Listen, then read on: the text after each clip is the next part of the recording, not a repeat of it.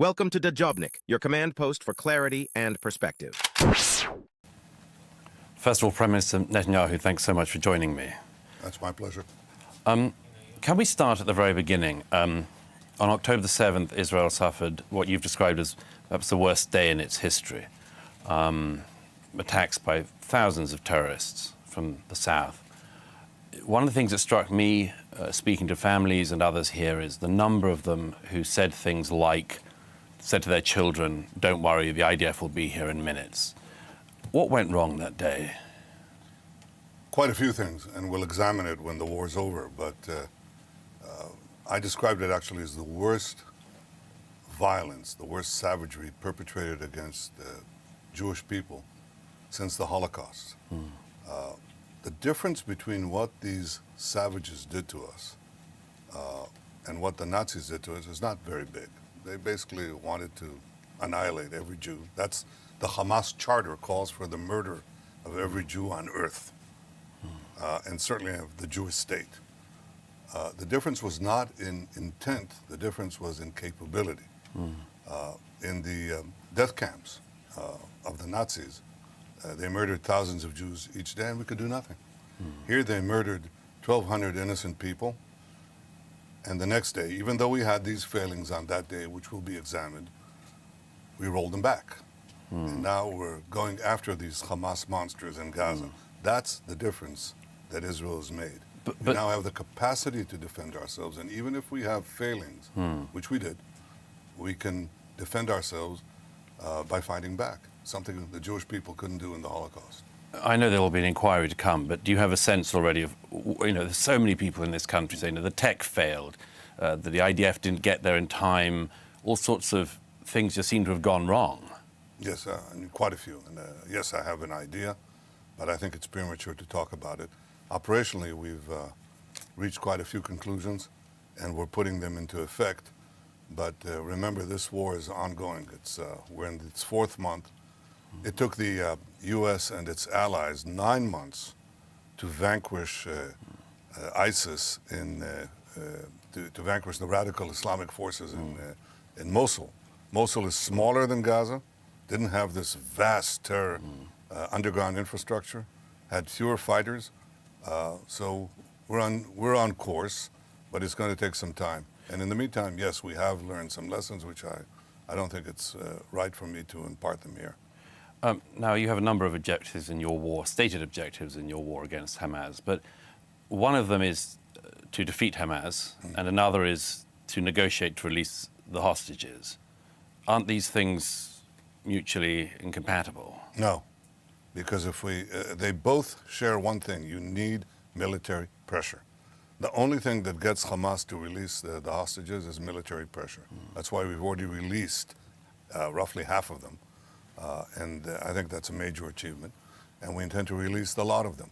I think that the only way that you're going to achieve that and to achieve the victory over Hamas is by applying military pressure. And that's what we're doing. I won't get into the question of how we're going to complete it because we're thinking about that too. But it's a fact that until we applied military pressure, we couldn't get anyone. We had people held up in Hamas's hands for years, and we couldn't get them out. But once we start applying military pressure, all of a sudden we can get them out. Now, the US and others of your allies want you to wrap up the war in Gaza as soon as possible. But everyone you speak to here believes, rightly I think, that it's going to be months of war to come. How do you reconcile those two things, keeping your allies happy, but doing what you feel you need to do in Gaza? We have to win in Gaza. We have to achieve total victory. Hamas cannot be left standing, coming out of the ruins with a V sign and saying, we'll do it again and again and again, which they promised to do. So first, for our own sake, for our own future, we have to defeat these monsters. Secondly, I don't think it's just our case. It's also the case, as I've told President Biden, I've told all the leaders who came here, I said, this is your war as well, because this is not merely a minor skirmish. This is part of a major confrontation between the moderate axis of Israel and the moderate Arab states against Iran, the terror axis of Iran, who is the three H's, Houthis, Hezbollah, Hamas and others. And the whole world is now watching. Who's going to win? They're sitting in the bleachers. Who will win? Will Iran win or will Israel win? Will they win or will the West win? So I think that what I say to our American friends, whose help I appreciate a great deal, I said, the war will take as long as it takes, but it will result in total victory because our battle is your battle and our victory is your victory as well. Let me come on to some of the international aspects of that. The day after in Gaza, for instance, there's talk about the fact that, of course, Gaza's schools need reform, the educational, they have to stop teaching hate and much more. But there are international organizations that were meant to be ensuring that for a decade and a half now, and clearly they didn't. Who on earth is meant to be in charge of Gaza after this is over? Well, one thing is clear. It shouldn't be UNRWA, because UNRWA, the United Nations special agency that was set up for the Palestinians, in fact, perpetuates the Palestinian refugee status, because otherwise that's their bread and butter. But far worse than that, we discovered that there were 13 UNRWA workers who actually participated either directly or indirectly in the October 7th massacre. UNRWA is perforated with Hamas, and UNRWA is, in UNRWA schools, they've been teaching the doctrines of extermination for Israel, the doctrines of terrorism, lauding terrorists, glorifying terrorists. So obviously that has to change. We need in Gaza not only a full victory against Hamas and demilitarization, sustained demilitarization that can only be handled by Israel. If you have another international force that can fight the resurgence of terrorism, let me know. And the third is we need a force there for internal management that does not educate the children of Gaza to become terrorists, does not fund terrorists, and does not dispatch terrorists. Doesn't teach the annihilation of Israel. That's what we need. I can tell you how the first thing and the second thing will be done. We're working on the third. De-radicalization takes time and takes commitment. But what international allies do you have to help ensure that happens? Well, I hope that any fair-minded government, any government that can withstand for 5 minutes or even several months the force of anti-Israel propaganda will understand that their future is intertwined with ours. Because if barbarism wins here, Europe will be next. America will be next. Iran will emerge victorious. Iran will, unchallenged, will conquer the Middle East. Iran will develop unchallenged nuclear weapons. It will have ballistic missiles to threaten Europe and the United States. This is part of a larger battle, and everyone has a stake in Israel's winning. Can governments go beyond the immediate pressures that that are leveled at them? The pressures of thousands of people on the street. Yes, thousands of people on the street. Let me tell you, and I think in America, the great majority of people support Israel. They understand instinctively that Israel is fighting their battle. They understand instinctively what the terrorists, the radical Islamists say. They say, we're the small Satan, America is the great Satan. You Europeans, I don't want you to be offended, but you're a middle-sized Satan. A middling Satan. A middling Satan, okay? But for them, this is all one big battle of civilization, our civilization against their wanton aggression, their violence, their rejection of all the values that we hold dear, the ideas of liberty, of choice, of freedom, the rights of women, the rights of minorities, the rights of gays. All of that they want to sweep away. And the question is, do we stand or do we fall? We stand. We're committed to doing it. We have no choice. I think deep down in their hearts, all the leaders that I talk to, you know what they say to me? I'll say not all, okay? Nearly all, okay? That allows everyone to be the exception if they don't want to admit what they actually said to me. They say, we know you have to crush Hamas. We know that you have a just cause, but we're having problems with public opinion. So please help us out.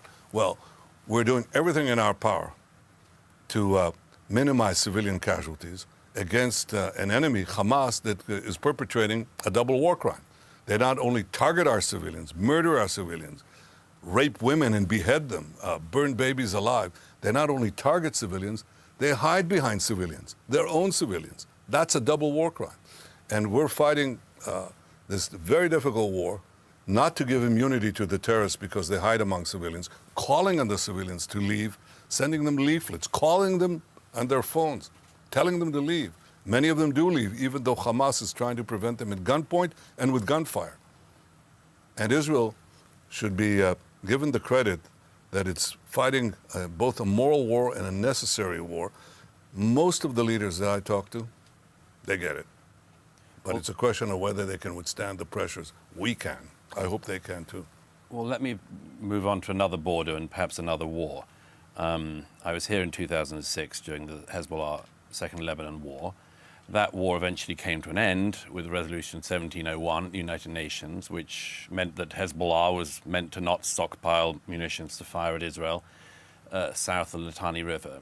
That hasn't been obeyed as far as I can see at all. I was up in the north again the other day, and you can see the Hezbollah bases.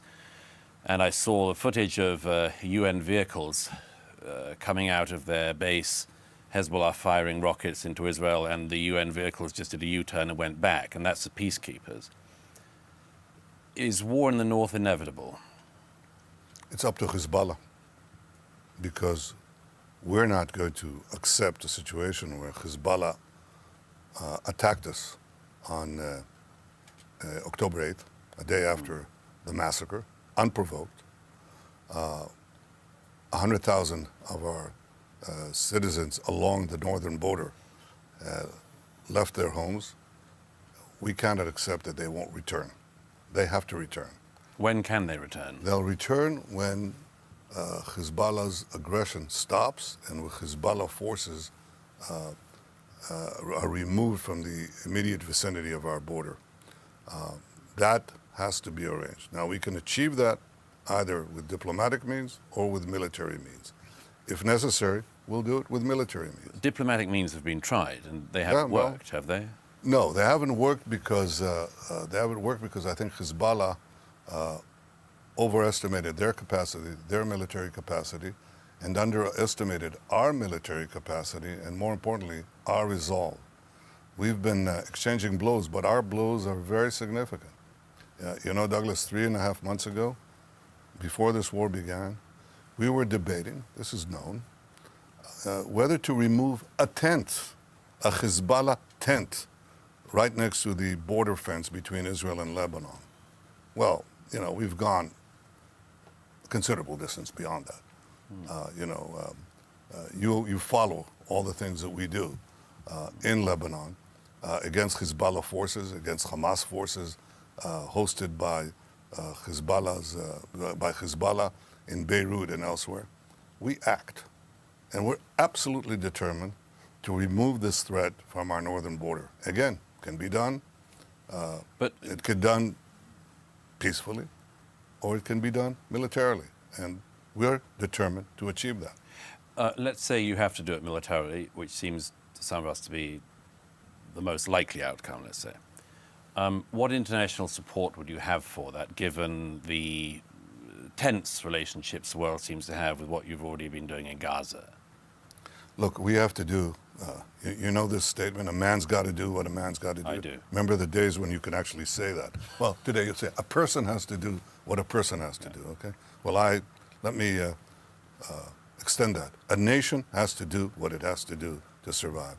And if we have to take action both in the south and in the north that is understood by many to be a just action but they cannot stand the heat of public opinion, then we'll just have to do it alone. And we'll do what we need to do. Word is, you don't have to confirm whether it's true or not, but word is that Secretary Blinken referred to that Israel didn't have credit for a much longer war in Gaza. How would America believe that you had enough credit, if that reported phrase is right, to begin a war or continue a war in Lebanon?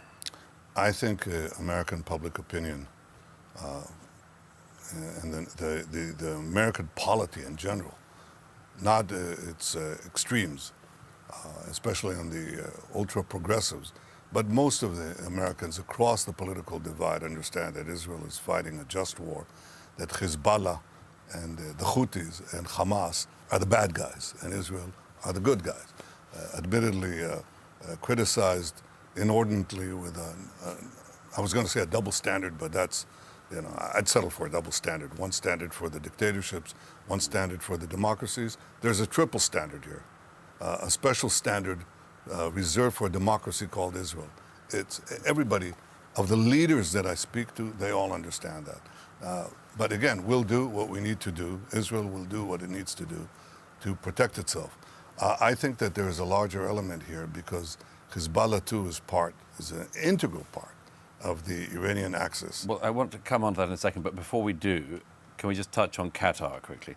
You had enormous success in recent years with the Abraham Accords of countries in the region signing agreements, normalization agreements with Israel.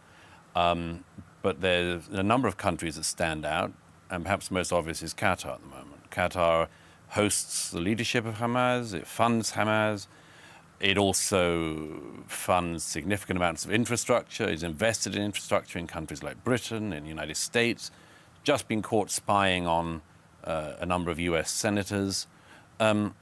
What should the West's attitude towards Qatar be? I think we should demand from Qatar that hosts Hamas leaders, they host Hamas leaders. They fund Hamas, they also operate Al Jazeera, which is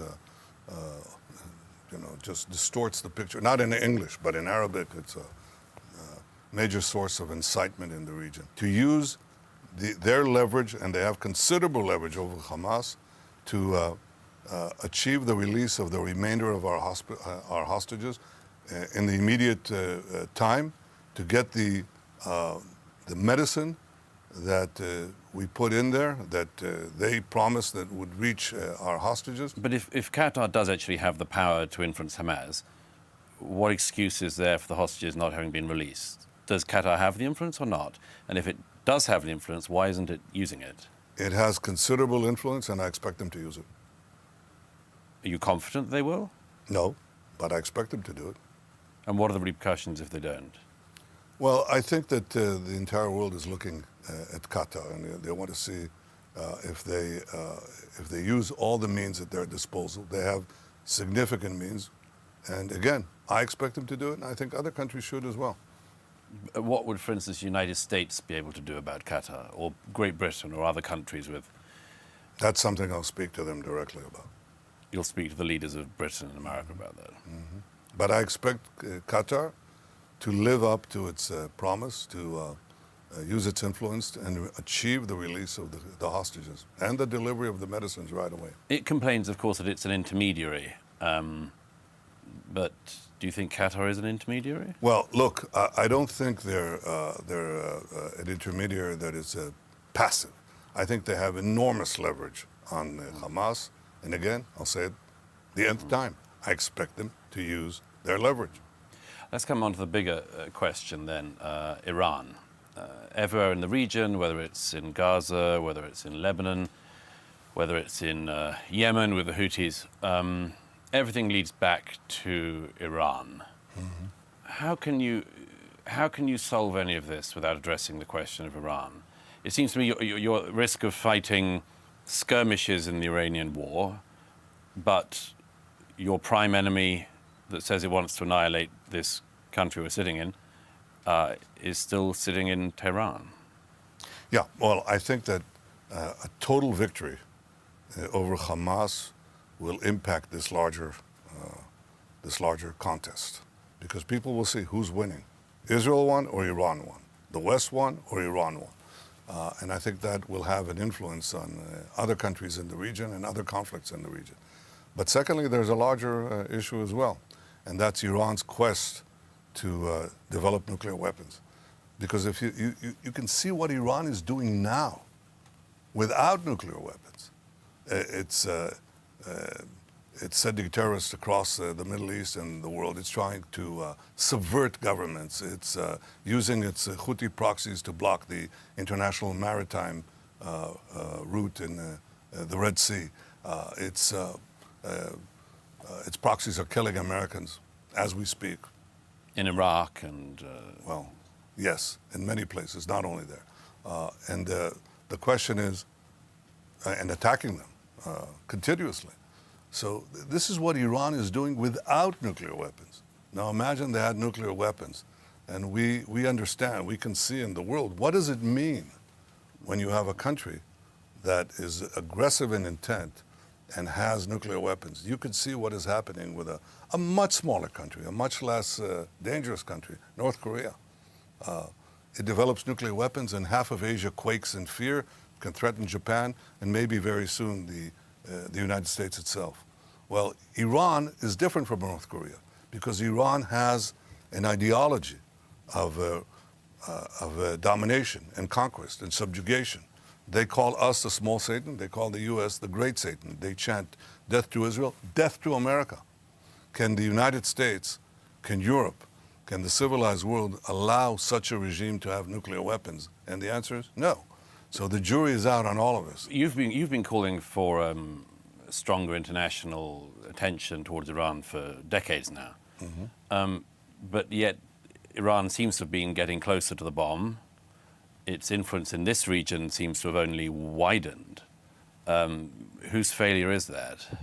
Well, I think that we've delayed Iran's quest for the bomb, which was not obvious, but probably by a decade. But we haven't stopped it. I think my government worked. Sometimes I worked alone against the entire world. It said, we'll make a deal with them. The so-called JCPOA, that will stop them. Didn't stop them one bit. It gave them the means to develop centrifuges that can enrich uranium at far higher rates, and gave them billions of dollars to boot in order to develop their terror infrastructure and their military industries, which they're now using to help Russia. All of that was done against my warnings, and I fought alone, sometimes completely alone. But we did manage successive governments under my leadership and was able to halt Iran's march to the bomb, and sometimes with American support. I think that this is a vital interest of all of us, because Iran is different from other countries that possess nuclear weapons, with the exception of North Korea. I'm not sure that it has the careful calculus of cost and benefit that anyone holding nuclear weapons should have. It's not at all clear, because they're a theological thuggery.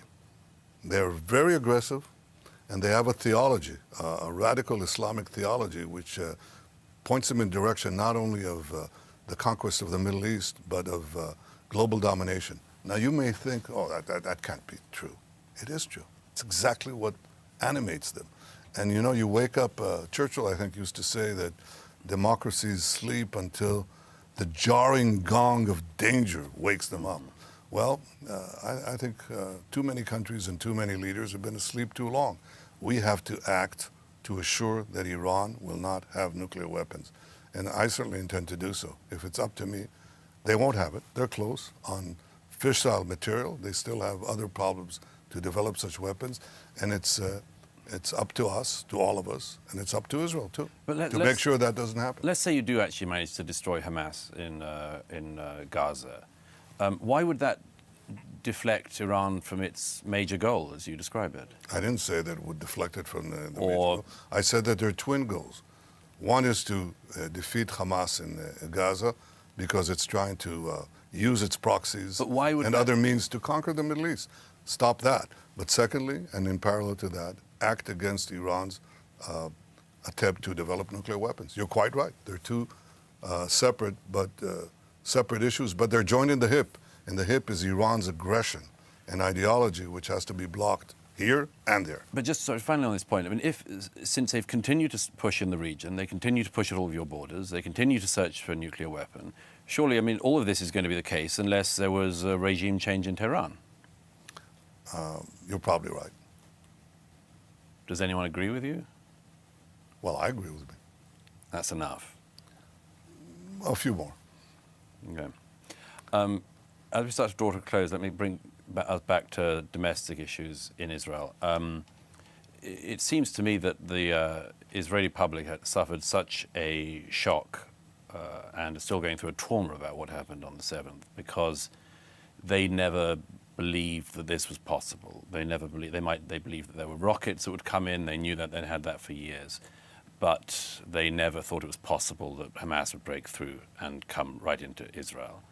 Some people I speak to say in Israeli politics and security establishment that you had the conception wrong, that the conception was that Hamas wanted to be corrupt and get rich, and that the government, security services and others didn't believe that they actually wanted to do what they did on the 7th. Well, it's actually, it may be true of some people, but it certainly wasn't true of me, because I believe that we can't cut deals with Hamas. I called them ISIS many years ago. When they took over, I said, this is Hamastan. These people will work to attack us. I warned that they would rocket us. This was dismissed at the time that we left Gaza. I left the government before that happened.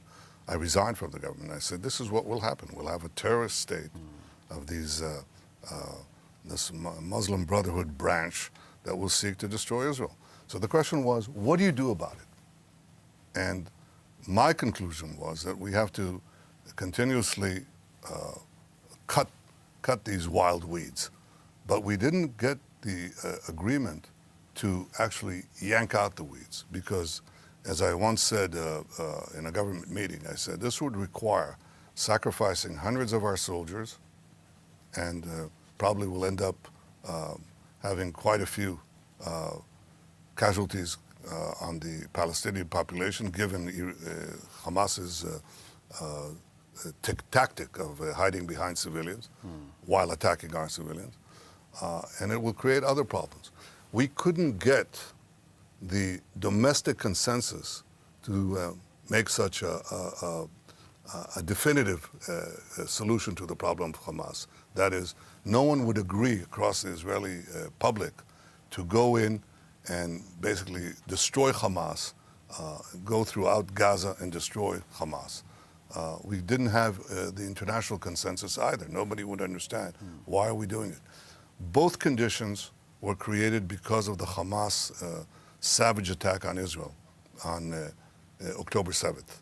But look how difficult it is for us to sustain this effort, which we are and which we're committed to achieve total victory, that after the worst, these horrific acts of barbarism, we now, 3-4 months into the battle, we have this critique of Israel. So my view was, we basically degrade their military capacities again and again and again.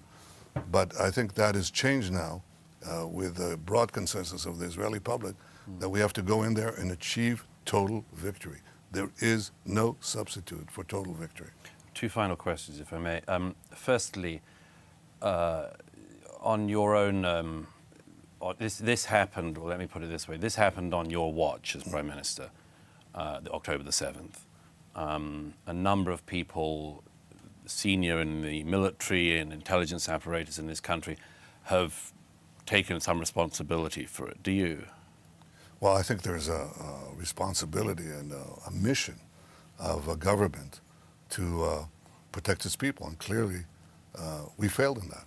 And all of us will have to answer questions. When at the end of the war, there will be investigations, there will be systemic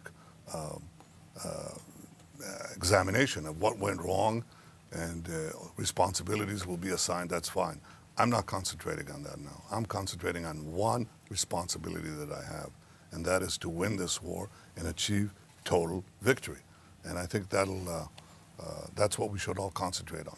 You're the longest-serving Prime Minister in Israeli history, and you've seen political leaders come and go, a bewildering number among your allies. How many presidents is it now? Who's counting? Of the United States? I'm not counting. You've been in this a long time. There's a famous statement that was made of Joseph Chamberlain, not of Neville Chamberlain, but of Joseph Chamberlain, that all political careers end in failure. Do you think that's the case with you? I don't care. You don't care? No, I don't care.